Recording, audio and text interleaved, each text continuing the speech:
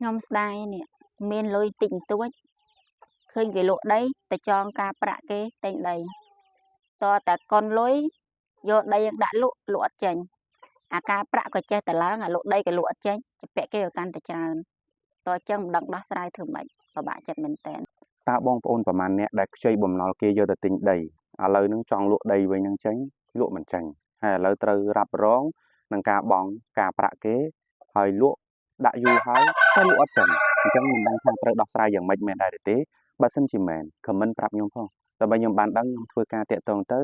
នឹងនិយាយអំពីដំណើរការក្នុងការដោះស្រាយបាទប៉ុន្តែមុននឹងចូលទៅក្នុងសាច់រឿងប្រធានបទរបស់យើងខ្ញុំសូមការអនុញ្ញាតនិយាយអំពីប្រវត្តិរូបរបស់ខ្ញុំខ្លះៗសម្រាប់បងប្អូនដែលមិនទាន់ធ្លាប់ស្គាល់ខ្ញុំបាទឈ្មោះមានសវុតភរិយារបស់ខ្ញុំមួយឆាប់រួចខាងបាទគឺយើងធ្លាប់ជាប់បំណុល$40000យើងបានខ្ចីបំណុលគេដំបូង$5000យកទៅធ្វើម៉ាស៊ីនត្រជាក់លក់នៅគល់ស្ពានព្រៃសំរោងកែងកាក់ក្បាលក្រហមក្រុងតាខ្មៅអញ្ចឹង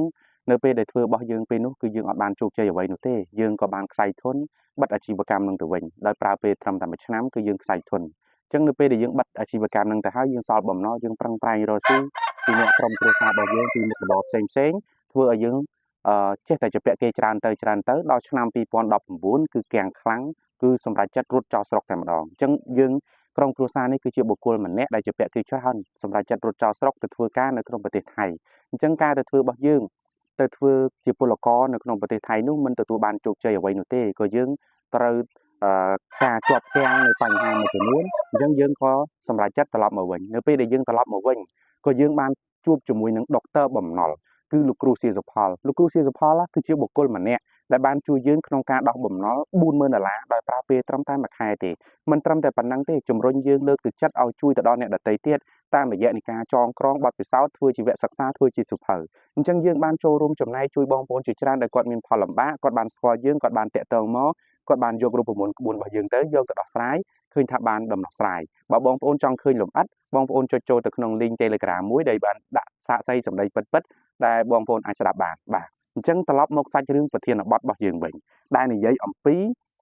ខ្ចីលុយគេទៅទិញដីឥឡូវហ្នឹងចង់លក់ដីដាក់លក់យូរហើយលក់មិនចាញ់បាទហើយអាការប្រាក់វាចេះតែកើនទៅហើយឥឡូវហ្នឹងវាធ្វើឲ្យបំណុលហ្នឹងកាន់តែរួមរិទ្ធកាន់តែធំទៅខ្ញុំសូមលើករឿងមួយអំពីន័យធៀបដើម្បីជាផ្សារភ្ជាប់នៅក្នុងប្រធានបទមួយនេះករណីថាមេឃខ្មៅគឺតែងតែគោលលាន់ខ្មៅអីហ្នឹងបញ្ជាក់ថាបន្តិចទៀតវាមានការភ្លៀងបាទអញ្ចឹងគឺតែងតែមានសញ្ញាមួយចំនួនដែលបានបញ្ជាក់ថាមួយសន្ទុះទៀតឬមួយស្របក់ទៀតវានឹងភ្លៀងហើយបាទអញ្ចឹងគឺអាការៈនោះគឺមេឃនឹងខ្មៅមេឃនឹងមានគោលលាន់ឬក៏ខ្យល់ជាដើមលាក់នឹងគឺជាកត្តាមួយធម្មជាតិដែលយើងមើលឃើញថាបន្តិចទៀតវានឹងភ្លៀងប៉ុន្តែស្ថានភាពនេះហិរញ្ញវត្ថុក៏អញ្ចឹងដែរបងប្អូននេះគឺជាចំណុចមួយនៅពេលដែលយើងមានបញ្ហាចង់ទិញដីមានន័យថាមិនមែនយើងមានបញ្ហាឥឡូវហ្នឹងទេមានថាយើងមានការសម្រេចចិត្តខុសតាំងពីថ្ងៃទិញមកហើយអញ្ចឹងកត្តានេះដែលខ្ញុំចង់ផ្សារភ្ជាប់ថាកត្តាសម្រេចចិត្តគឺសំខាន់បងប្អូនសម្រេចចិត្តតង់ទី1ទៅទិញដីបងប្អូនខុសទៅហើយបងប្អូនសម្រេចចិត្តតង់ទី2ទៅខ្ចីគេយកមកទិញសម្រេចចិត្តខុសទៅទៀតបងប្អូនសម្រេចចិត្តតង់ទី3ខ្ចីគេបង់ការប្រាក់ទៀតគឺខុសកាន់តែជ្រៅទៀតអញ្ចឹងអាតង់ចុងក្រោយនេះបើបងប្អូនសម្រេចចិត្តកាន់តែខុសគឺកាន់តែវេទនាអញ្ចឹងហើយធ្វើឲ្យយើងមានសញ្ញាមកហើយប៉ុន្តែយើងអត់ចេះមើលខ្វះបច្ចេកទេសកន្លែងហ្នឹងខ្វះជំនាញកន្លែងហ្នឹងខ្វះអ្នកចង្អុលបង្ហាញកន្លែងហ្នឹងធ្វើឲ្យយើងផុងខ្លួនកាន់តែជ្រៅអញ្ចឹងខ្ញុំដោះស្រាយបញ្ហាបានដោយសារតែខ្ញុំមានអ្នកឯកទេសមានអ្នកជំនាញត្រឹមត្រូវដែលបានជួយខ្ញុំធ្វើឲ្យខ្ញុំអាចចាក់ចេញបានប៉ុន្តែមុននឹងខ្ញុំអត់មានអ្នកជំនាញអ្នកពិគ្រោះយោបល់ហ្នឹងក៏ខ្ញុំជាប់គាំងដូចបងប្អូនដែរអញ្ចឹងអ្វីដែលខ្ញុំលើកទឹកចិត្តបងប្អូនទាំងអស់គ្នាបើសិនជាត្រូវការក្នុងការដោះស្រាយសូមស្វែងរកអ្នកណាដែលមានបទពិសោធន៍ត្រឹមត្រូវហើយពិភាក្សាមួយគាត់ដោយច្បាស់លាស់ដើម្បីធ្វើការដំណើរការក្នុងការដោះស្រាយបងប្អូនមិនអាចទុកត្រឹងបែបហ្នឹងទេកាលណាទុកត្រឹងវានឹងស៊ីការប្រាក់ហើយចំណាយរបស់បងប្អូនកាន់តែខ្ពស់ទៅ